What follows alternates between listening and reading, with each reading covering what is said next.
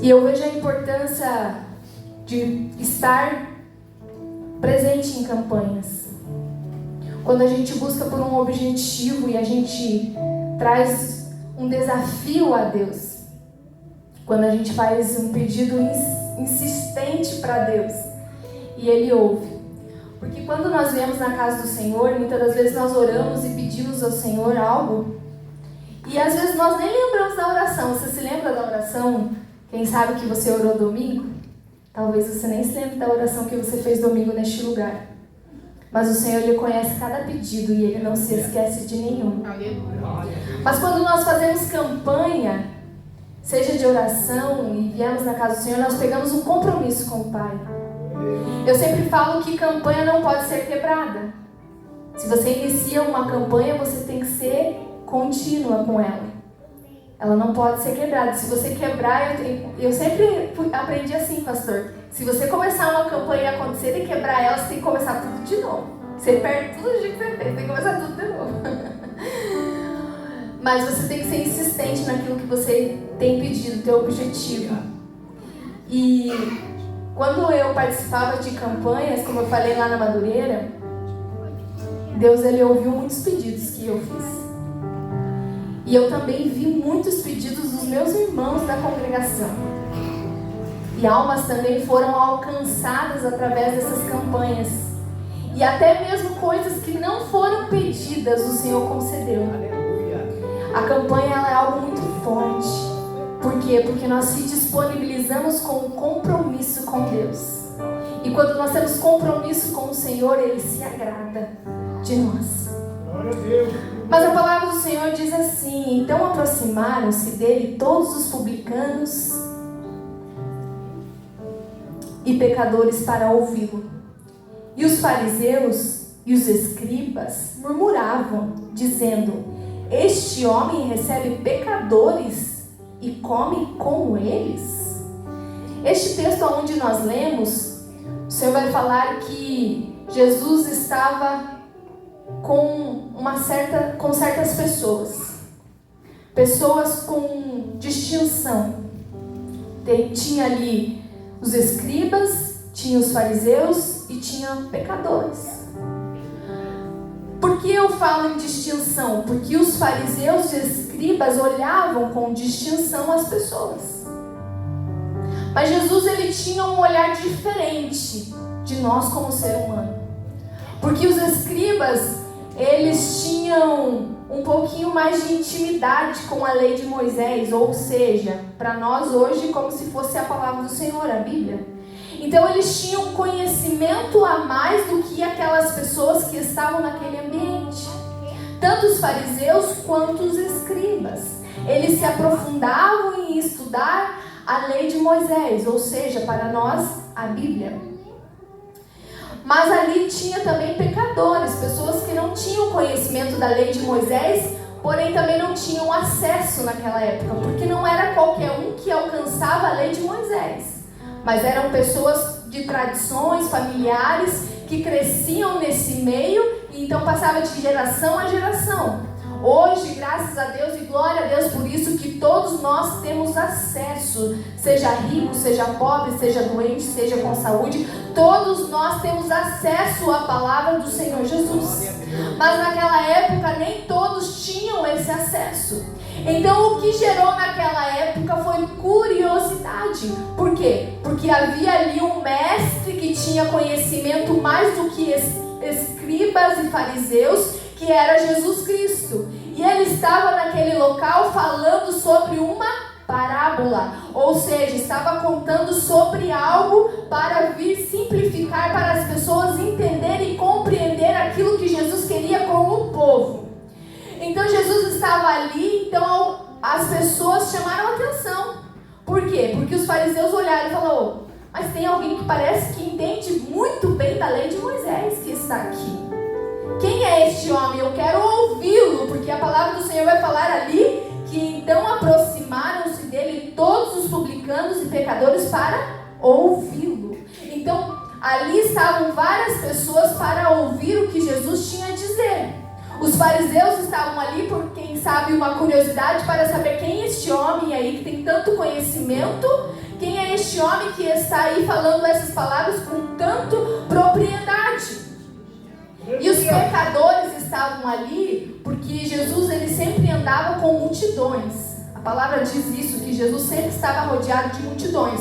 Por quê? Porque Jesus era especial? Porque será que Jesus tinha muito conhecimento? Para os pecadores que eram simples e não tinham tanto conhecimento da lei de Moisés, mas não, o que chamava mais atenção aos pecadores, ou seja, a população que habitava naquele lugar, eram os milagres de Jesus, aquilo que Jesus tinha para dizer e aquilo que Jesus tinha para fazer naquele lugar. Então Jesus ele sempre demonstrava o seu poder e manifestava o seu poder para quem seja. Seja para grande, seja para pequeno, seja para as pessoas capacitadas ou as pessoas que não tinham nenhum conhecimento. Jesus sempre manifestou a sua glória, o seu poder para todos. Jesus é alguém para todos. Todos nós temos acesso a Jesus. E a palavra de Deus então vai falar que os fariseus e os escribas começaram a murmurar, dizendo: este homem recebe pecadores e come com eles.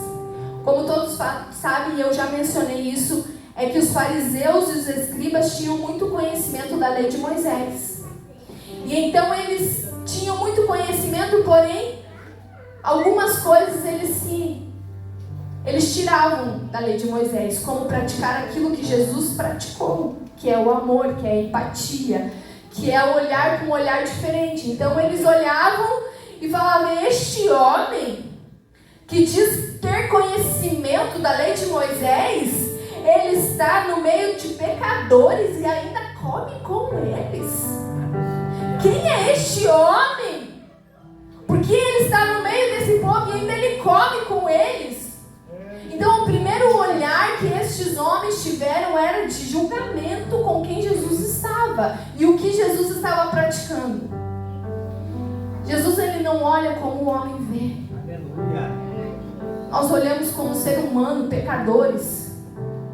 Muitas das vezes nós chegamos em um momento na nossa vida, quando nós se convertemos, porque muitas vezes as pessoas não entram na casa do Senhor porque tem vergonha e tem medo daquilo que as pessoas podem julgá-la.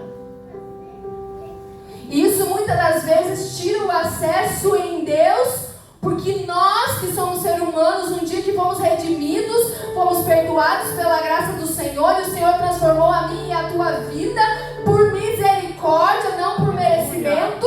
Aí nós chegamos na casa do Senhor e se achamos melhor que todo mundo, achando: ei, o que o pastor está fazendo lá no meio daquele bar lá, levando a palavra do Senhor? O que aquele irmão está fazendo lá, ó? É a primeira coisa que nós pensamos: ó, aquele irmão caiu, aquele irmão pecou. É a primeira coisa que nós fazemos, é colocar o dedo na cara e falar: olha, esse irmão pecou, esse aí vai pro inferno, não tem mais jeito. Esse aí só vive no bar bebendo, esse aí não tem mais jeito. Esse aí é um drogado, esse não tem mais jeito. Mas o Senhor Jesus está aqui nesta noite, diga: ei, eu não olho como o homem vê, eu olho para aquilo que tem dentro do coração. Eu vejo além dos teus olhos, porque a minha graça é abundante e ela abunda o pecado. Glória a Deus, aleluia. E aí a palavra do Senhor vai falar: qual de vós? Jesus falando. Porque Jesus, ele observa ou não o comportamento do ser humano? Sim, Jesus observa o nosso comportamento. E aí nós pensamos assim: ah, o que tem? Uma fofoquinha? Não tem problema nenhum. O que tem? Uma mentirinha? Só uma mentirinha, ninguém vai nem perceber. O que tem eu me envolver com aquilo lá? Não tem nada a ver. Mas por mais que seja pequeno, o Senhor ele está observando o meu e o teu comportamento. Porque a palavra diz isso. Aonde Jesus começou a observar, porque ali haviam várias pessoas, escribas, fariseus e os pecadores, que a palavra menciona. Então tinha várias pessoas. Jesus ele poderia ter somente o foco de falar e ministrar a palavra com propriedade, mas Jesus estava observando a multidão. Jesus estava observando o que estava acontecendo. E Jesus percebeu que os escribas e os fariseus estavam murmurando.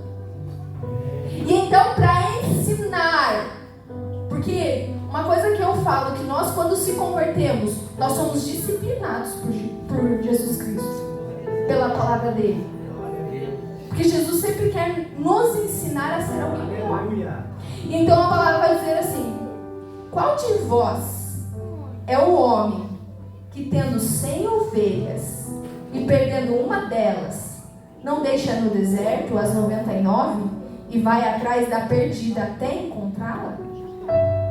E tendo-a encontrado, regozijando-se, alegrando, põe sobre os seus ombros. E ele, chegando em casa, chama os seus amigos e vizinhos, dizendo: alegrai-vos comigo, porque eu encontrei a minha ovelha que estava perdida.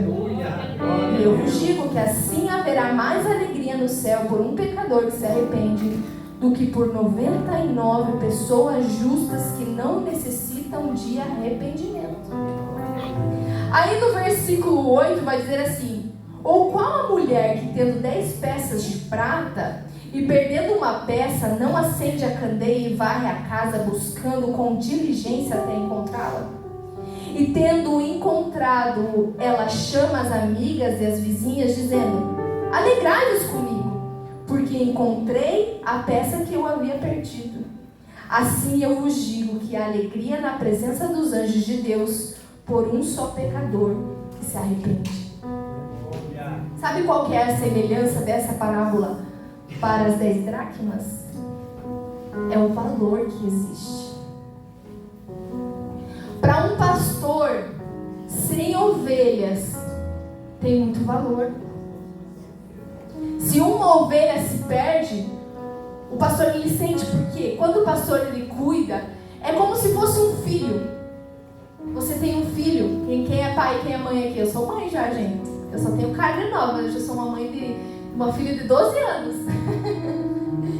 Então, quando a gente gera um filho, a gente ensina a andar, a gente ensina a falar, a gente ensina como se comportar, e ele cresce. E assim é como um pastor cuidando da sua ovelha.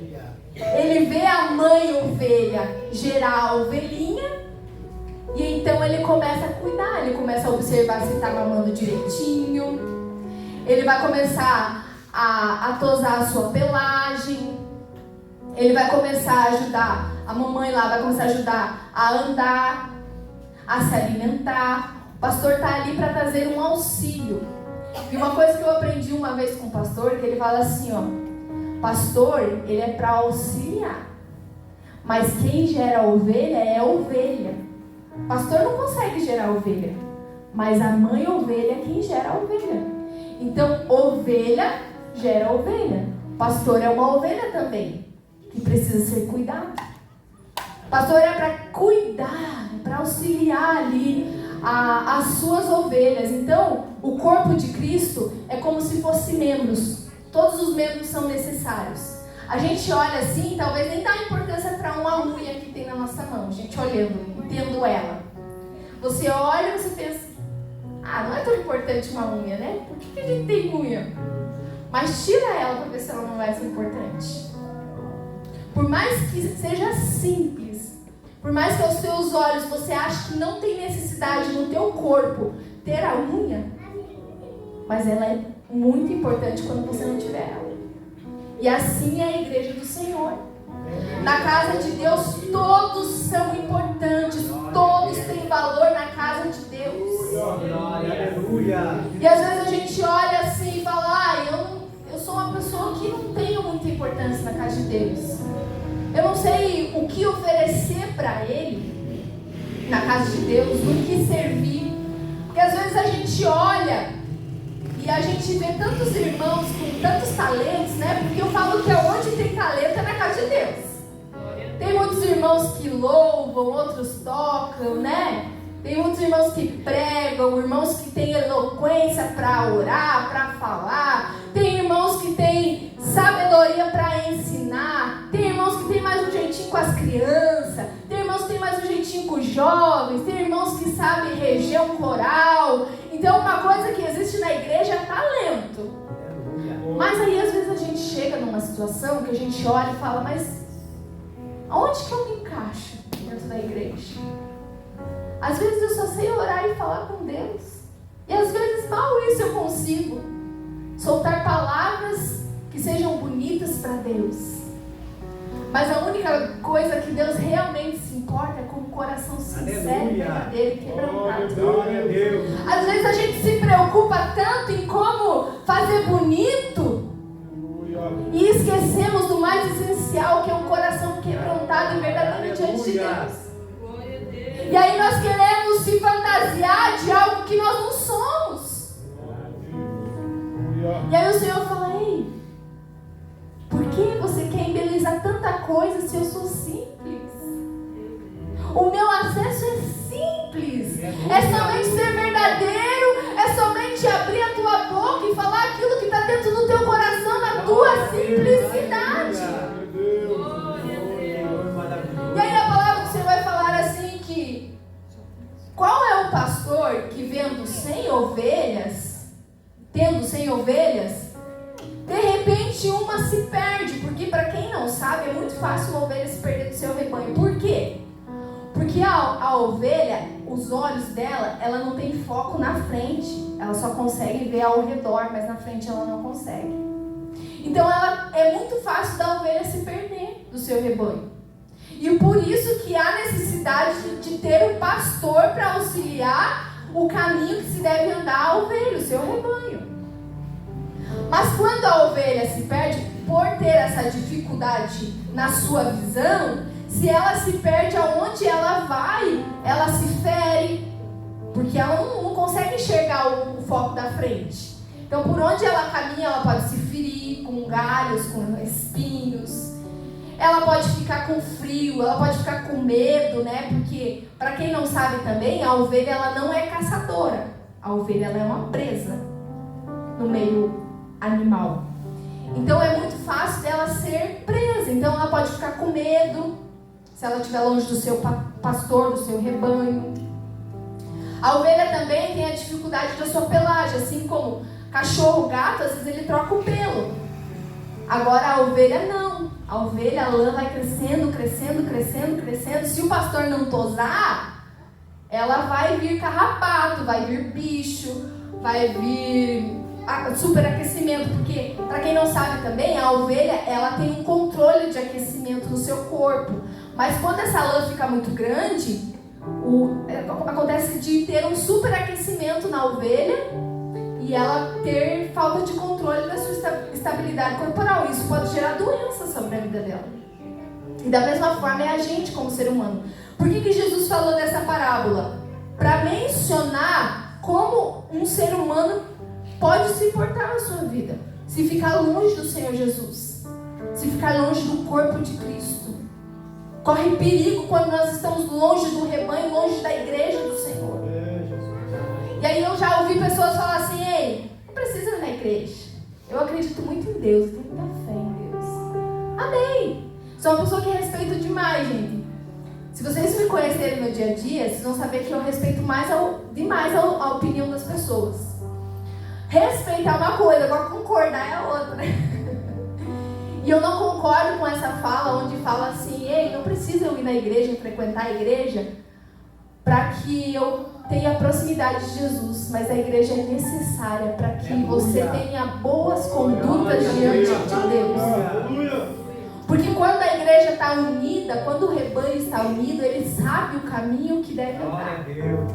A sua visão não fica ofuscada. Por quê? Porque você tem o auxílio de um pastor que foi capacitado por Deus para guiar esse rebanho, para cuidar das suas feridas, para cuidar da sua pelagem, para cuidar de você.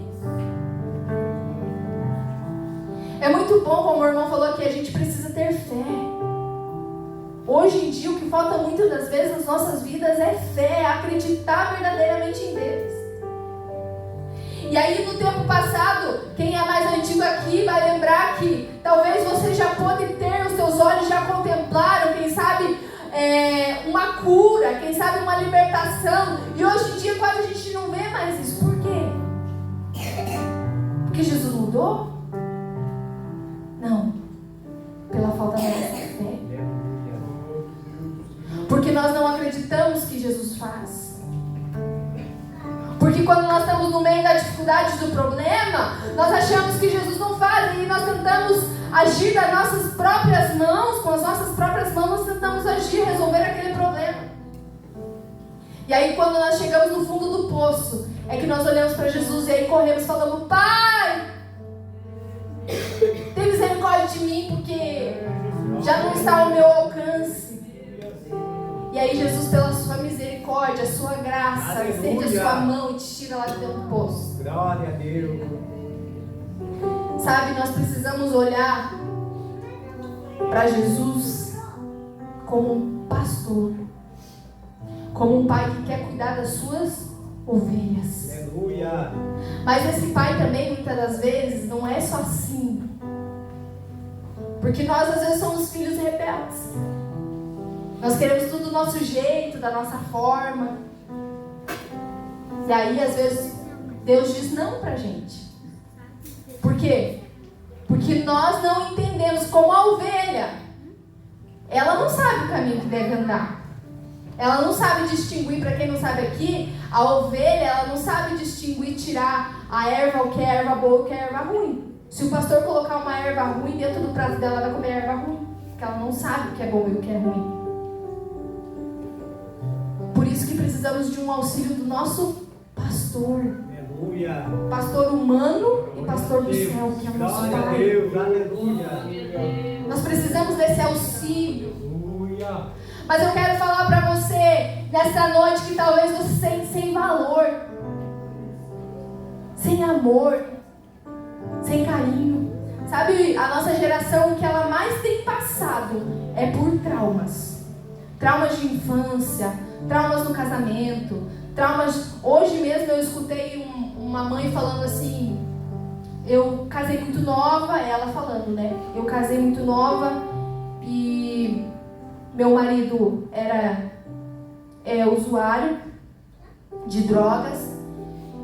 E eu várias vezes grávida fui buscar ele nos locais, nas ruas e tudo mais. E quando eu estava de 9 meses, ele me abandonou.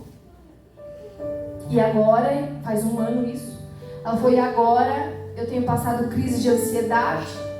Eu não consigo ter paciência com a minha filha, que tem 1 ano.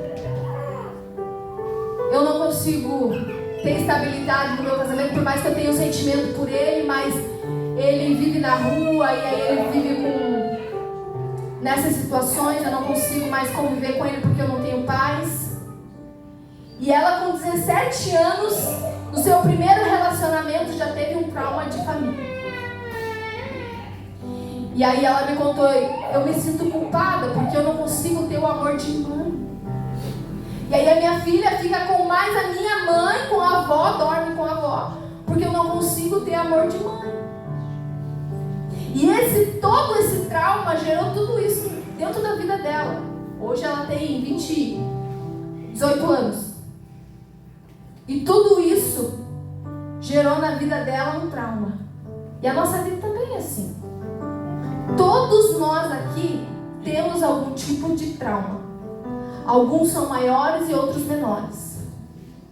Mas são traumas que precisam ser tratados por Deus. Precisam ser curados por Deus. Glória a Deus. Porque se nós estamos remoendo esses traumas, é aí que vem a depressão, a ansiedade. É aí que nós se afundamos. E aí nós achamos que não tem nenhuma saída. Eu falei pra ela, porque eu também já passei por traumas de infância. E eu falei pra ela: quando você olha tudo isso que aconteceu na tua vida, você tinha uma vida e de repente a tua vida muda de uma forma. Quando você olha pra tua vida agora, o que você vê? Você acha que é o fim pra você? Ela falou assim: eu não consigo olhar além do que os meus olhos estão vendo. Eu só consigo ver que acaba pra mim. Que eu não vou mais conseguir estudar, que eu não vou ser uma boa mãe, que ela vai crescer como eu sem pai, porque ela também passou pelo trauma de não ter um pai dentro de casa. E aí eu falei pra ela: olha, claro que são situações diferentes, mas eu também já passei por traumas. E eu falo pra você que a única saída de passar por traumas e a tua vida, e você conseguir abrir os teus olhos e enxergar de outra forma, é você deixar que Deus entre na tua vida. E que você seja disciplinado por Ele. Porque a gente, como ser humano, a tendência é que nós queremos fazer da nossa forma, do nosso jeito. É errado procurar psicólogo, terapia? Não é errado. Mas quando nós abrimos o nosso coração e deixamos Deus tomar conta da nossa mente, o Senhor é quem trabalha na nossa mente, no nosso espírito e dentro do nosso coração. Eu, para quem não sabe, os meus pais, quando eu era criança, eles brigavam muito. Meu pai agredia minha mãe.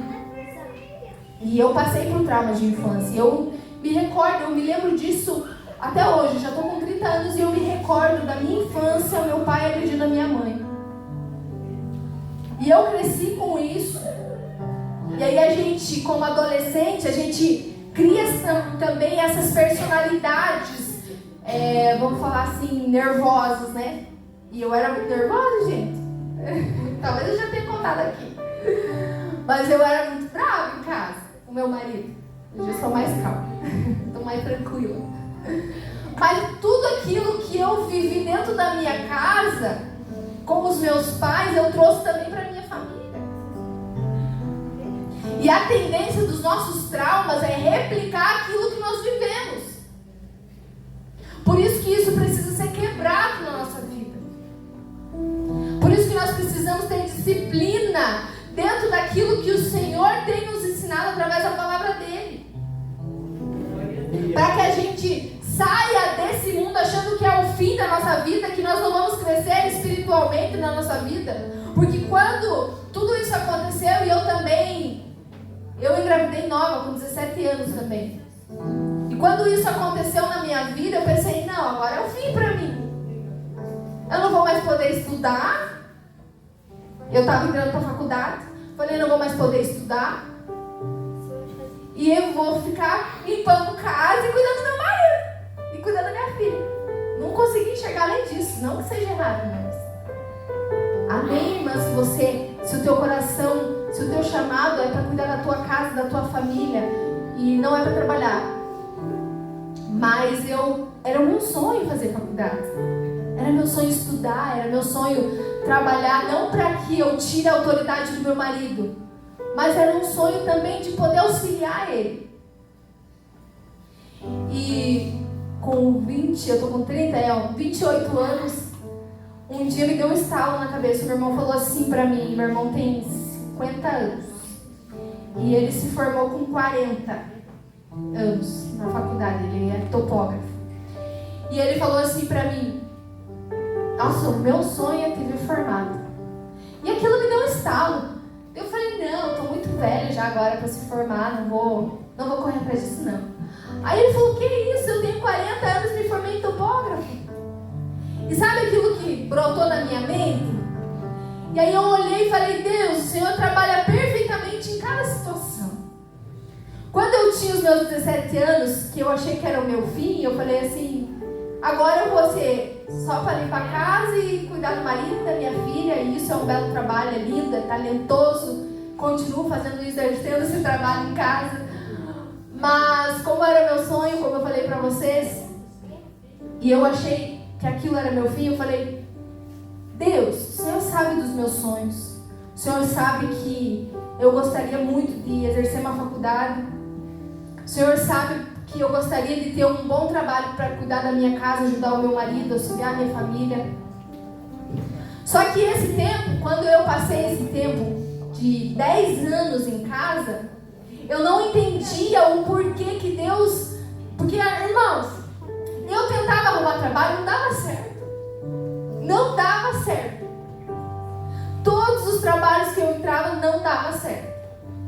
E eu sempre voltava em casa. Eu me frustrava por isso. Eu ficava frustrada.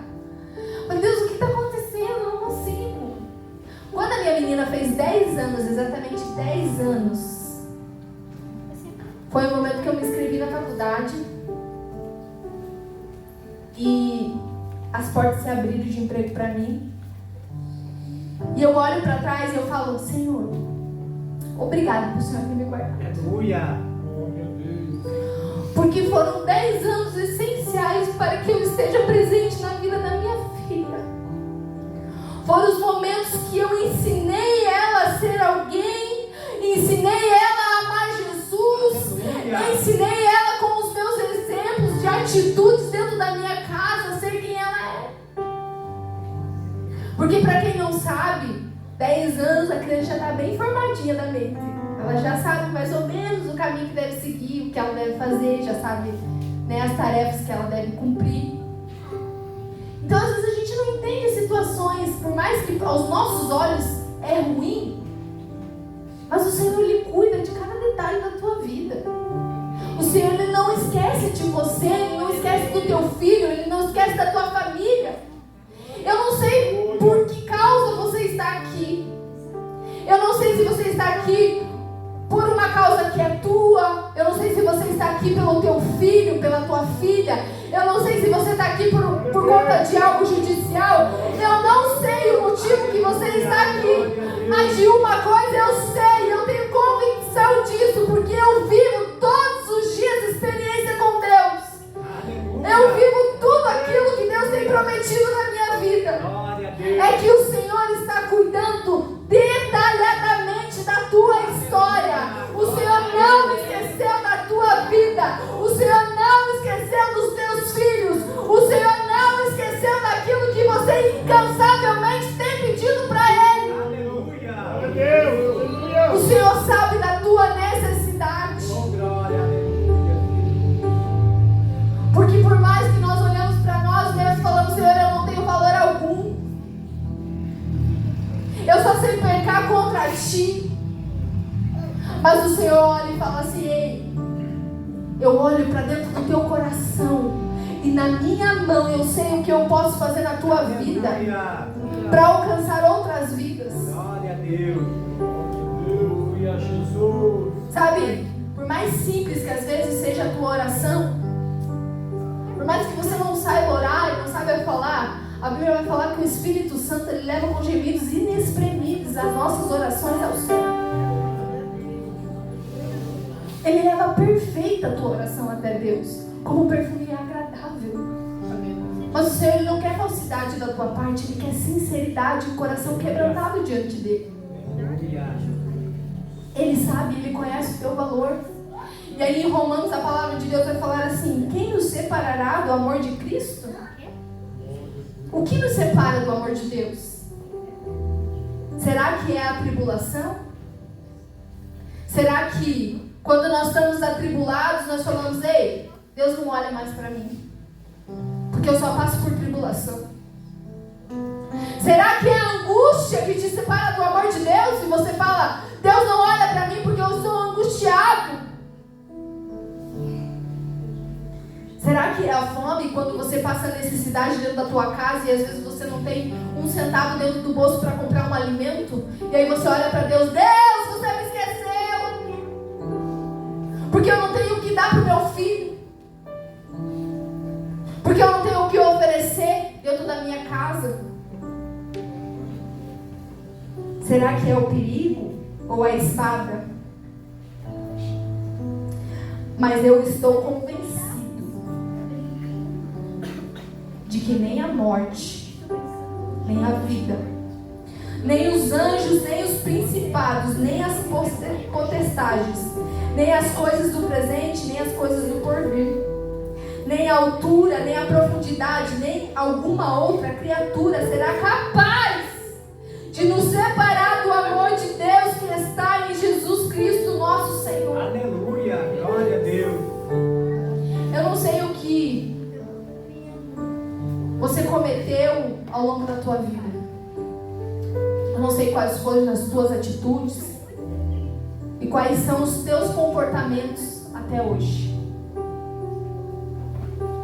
Mas de uma coisa eu sei, que o amor de Deus é tão grande, aleluia, que nem o pecado pôde separar do amor de Deus. Aleluia. Porque quando o pecado entrou e corrompeu a criatura perfeita de Deus, Jesus teve o plano perfeito de morrer numa cruz por mim e por você, para que a graça dele seja abundante na tua vida e perdoe os teus pecados. Aleluia.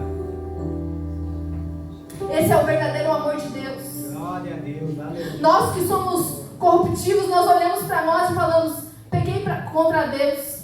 Eu já escutei isso do meu pai uma vez. Ele falou assim: eu não tenho mais jeito. Para mim não tem mais jeito. Eu sou pecador e para mim não tem solução. Eu olhei para ele e falei: pai, mas aí você está anulando a cruz de Cristo. Tudo aquilo que ele fez numa cruz, você anula o que ele está fazendo, que ele fez por mim e por você. Você pode ser salvo não pelo aquilo que você faz, não porque você é bom, não porque você ajuda as pessoas, porque a Bíblia diz que nós não somos salvos por obras, mas nós somos salvos pela fé. Aleluia. É pela graça, Glória é pela a Deus. misericórdia de Deus. Aleluia. Nós podemos fazer de tudo. Nós podemos pecar contra Deus e achar que Deus vai perdoar nossos pecados porque eu estendi a minha mão e ajudei alguém que estava necessitado. Ou porque eu falei da palavra de Deus, achando que é uma troca de favor, e eu peco e faço uma bondade e Deus me perdoa. Mas a palavra de Deus vai falar que não são por obras, mas é por um coração arrependido. Aleluia. Glória a Deus. É quando nós se arrependemos de todo o nosso coração, de tudo que nós cometemos, e falamos: Deus, o Senhor me conhece. Eu não posso esconder aquilo que eu cometo, porque o Senhor, Ele sonda os corações. A Bíblia diz isso, Aleluia. que Ele sonda os nossos corações.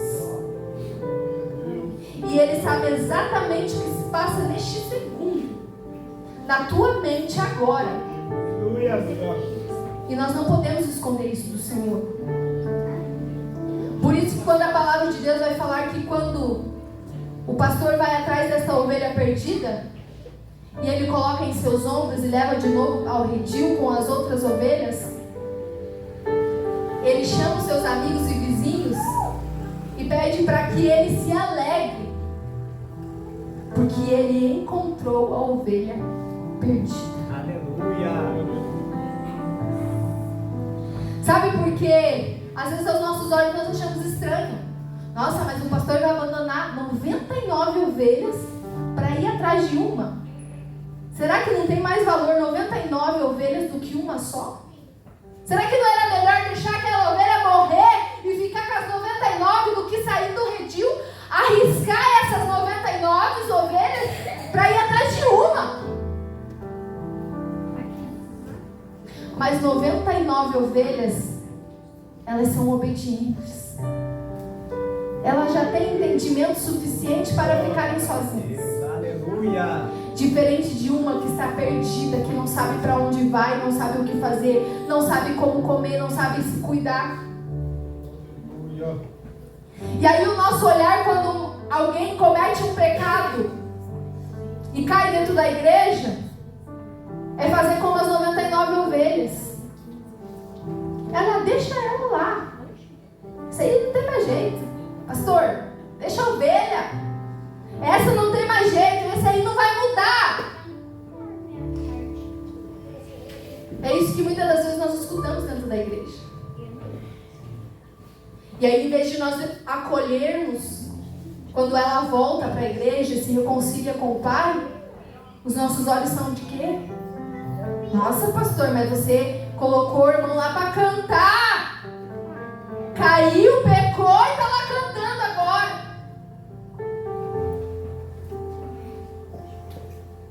Mas Jesus, Ele é um Deus misericordioso. Aleluia. E nós se esquecemos por um período que nós também fomos pecadores. Que nós também caímos. E a palavra de Deus vai falar: aquele que está em pé, cuide para que não caia. Porque muitas das vezes nós achamos perfeitos demais.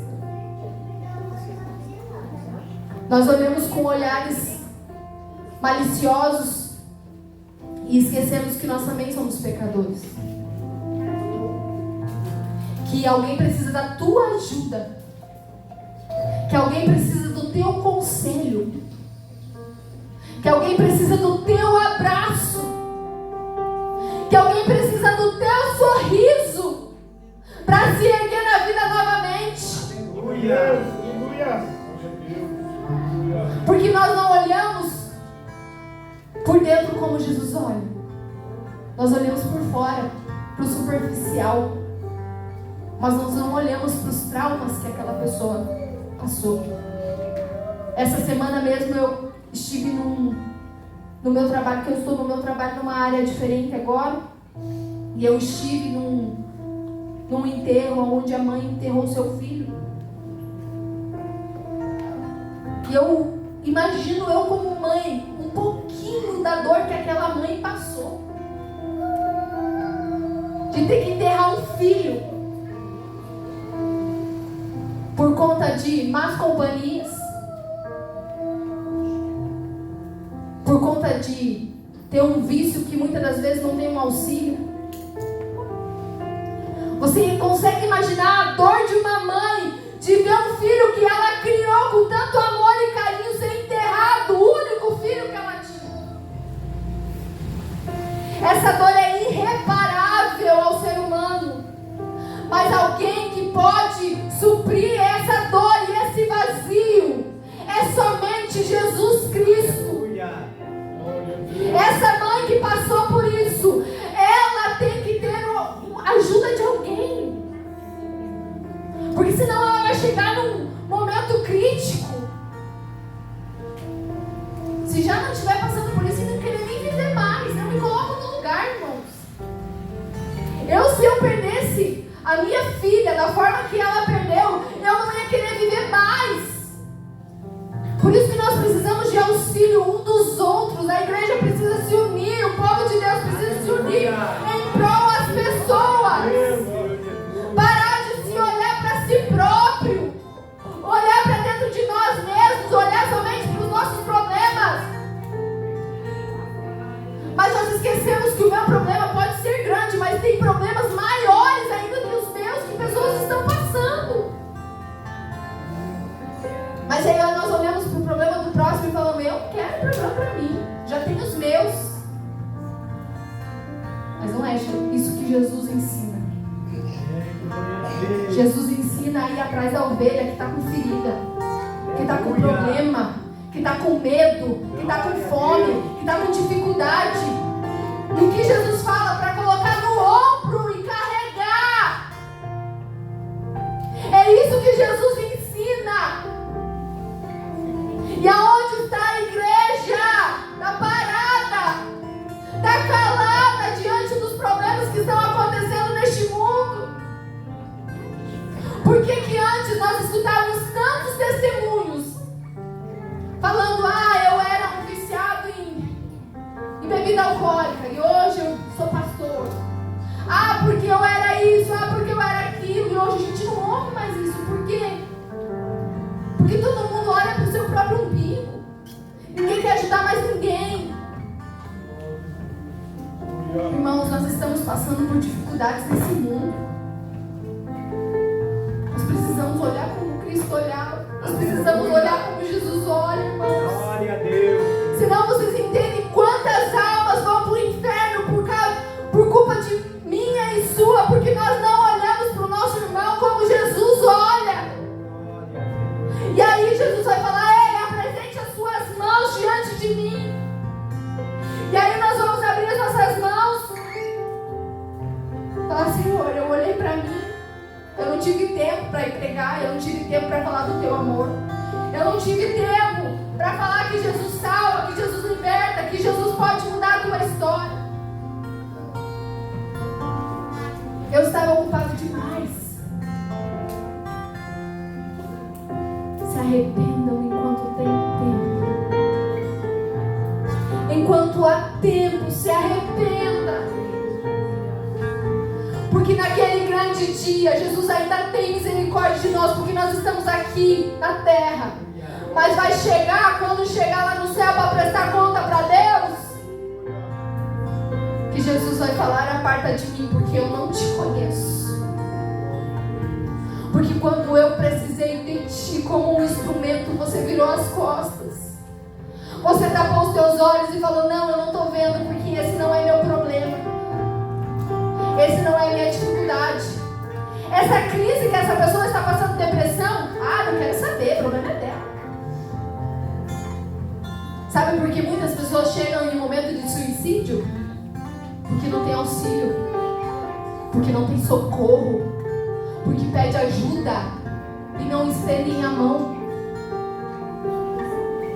Sabe por quê? Muitas das vezes as pessoas passam a ser usuários de droga porque é onde elas encontram refúgio. Porque tem traumas, talvez familiares, onde cresceu, assim como eu, num ambiente de violência, de abuso sexual. E aí o único refúgio que eles têm é se drogar para diminuir a dor. É para entrar no vício da bebida alcoólica, porque diminui a dor de tudo que tem passado. Mas eu e você, que somos libertos pelo sangue de Jesus, aleluia, você pode auxiliar essas pessoas. Você pode falar do amor de Cristo. Você pode ser a diferença nessa terra. Você pode ceder um abraço, um conselho, uma fala. Você pode entregar uma oração, um carinho, um apoio. Aleluia. Mas não desista das almas do Senhor, porque nem que seja por uma alma, essa alma vale muito para o reino dos céus. Aleluia, Deus, aleluia. Se você pelo menos cuidar de uma alma, eu não estou falando para você cuidar do mundo inteiro, eu estou falando para você cuidar de uma alma, você já ganhou o mundo inteiro.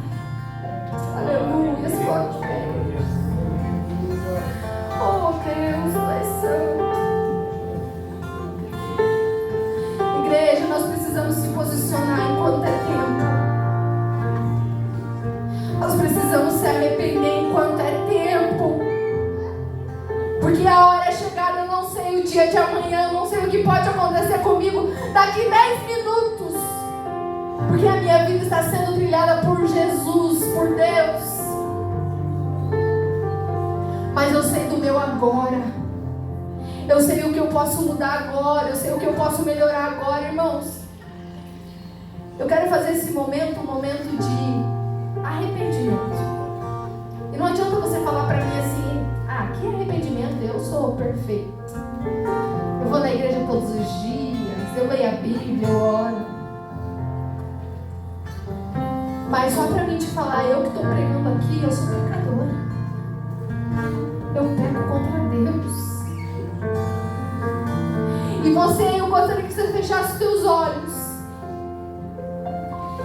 e você refletisse sobre a tua vida neste momento. Você refletisse no teu comportamento de hoje, as coisas que você cometeu, aquilo que você pode olhar e falar: Senhor, hoje eu falei contigo. Hoje eu errei, eu não deveria ter essa fala, eu não deveria ter cometido isso, eu não deveria ter feito isso.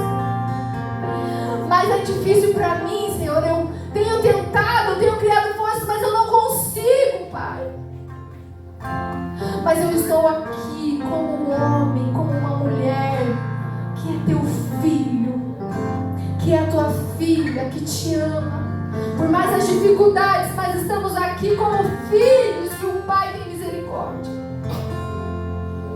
E enquanto eu louvar, eu gostaria que você falasse com Deus. Eu gostaria que você falasse com Ele. Falasse das suas dificuldades. Se você sentir vontade de chorar, chore. Eu prego para crianças, irmãos, e eu sempre falo para as crianças: não tenham medo. Se quiser chorar, chore.